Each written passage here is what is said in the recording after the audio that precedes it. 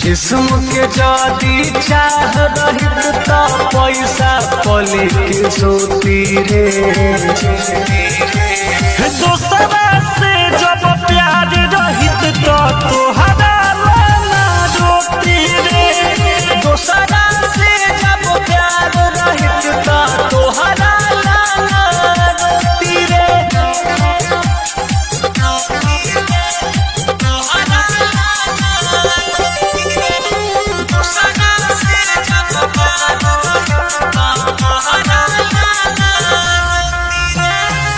साथे जियब या साथे महरब कोइले बानी वादा रे।